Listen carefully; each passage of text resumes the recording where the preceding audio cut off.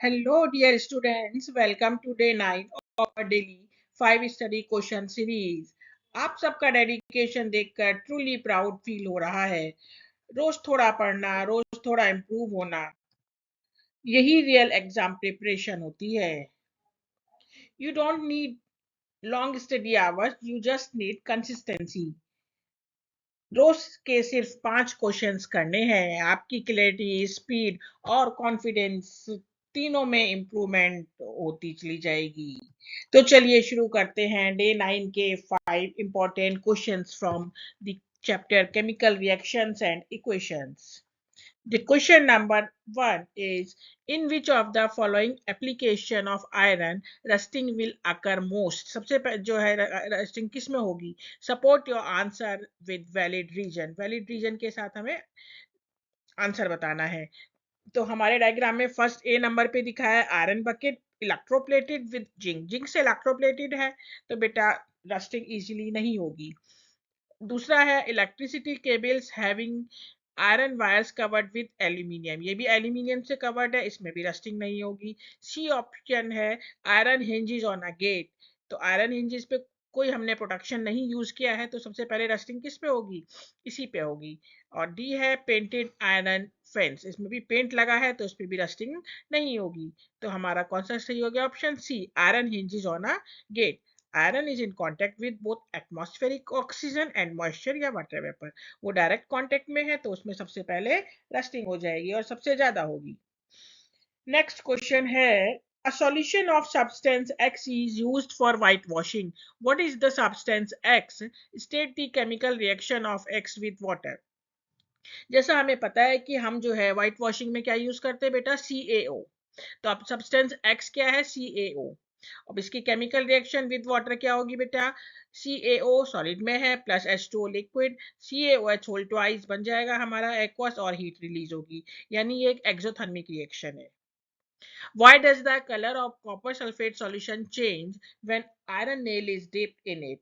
Copper sulfate solution का colour क्यों change हो जाता है जब हम उसमें आयरन नेल डालते हैं? बेटा हमें पता है कि आयरन क्या है? कॉपर से ज्यादा रिएक्टिव है। तो वो क्या करता है बेटा? कॉपर सल्फेट के सॉल्यूशन में से कॉपर को जो है डिस्प्लेस कर देता है और अपने आप ऐड हो जाता है। Means Fe plus CuSO4। CSO4 का कलर ब्लू है एंड कलर कैसे चेंज हो जाएगा? FeSO4 बन जाएगा तो उसका कलर आ जाएगा पेल ग्रीन और कॉपर रिलीज हो जाएगा। Now the question number 3, 8 identical iron blocks are placed on the ground in two arrangements X and Y as shown below. The block arrangements are kept moist by sprinkling water every few hours. Which of the following arrangement is likely to gather more rust after 10 days? Justify your answer. बेटा एक blocks हमारा जो है arrangement y और x में देखेंगे तो हम जो है किसका सरफेस एरिया जाता है, क्योंकि हमारा जो रस्टिंग का जो फिनोमिना होता है वो सरफेस एरिया पे डिपेंड करता है। तो देखिए जरा अरेंजमेंट y, जो हमारा अरेंजमेंट y है उसका जो है लार्जर सरफेस एरिया एक्सपोज्ड हो रहा है एयर में, तो इसीलिए हमारा जो रस्टिंग ज्यादा होगी वो किस में होगी? ज्यादा हमारी y वाले में होगी। x का हमारा कम सरफेस एरिया एक्सपोज्ड हो रहा है एयर और वाटर के कांटेक्ट में, और हमारा y का ज्यादा है तो इसलिए रस्टिंग y में ज्यादा होगी। Question number 4. Write the chemical equation of the reaction in which the following changes have taken place with an example of each. First है change in color. कलर में चेंज होना, यानी हम जनरली इसमें क्या दिखाते हैं? डिस्प्लेसमेंट रिएक्शंस दिखाते हैं। Cu प्लस 2AgNO3 क्या बन जाएगा? CuNO3 whole twice plus 2Ag। AgNO3 का जो हमारा कलर चेंज हो जाएगा CuNO3 में, यानी ब्लू कलर का हो जाएगा, और शाइनी सिल्वर मेटल क्या हो जाएगा? डिपॉजिट हो जाएगा। बी है चेंज इन टेम्परेचर, यानी टेम्परेचर चेंज होना, तो NaOH प्लस HCl NaCl बनेगा, H2O बनेगा और हीट रिलीज होगी। मींस टेम्परेचर जो है इंक्रीज हो जाएगा क्योंकि हीट क्या हो रही है? रिलीज हो रही है। Formation of precipitate PbNO3 whole twice plus 2Ki।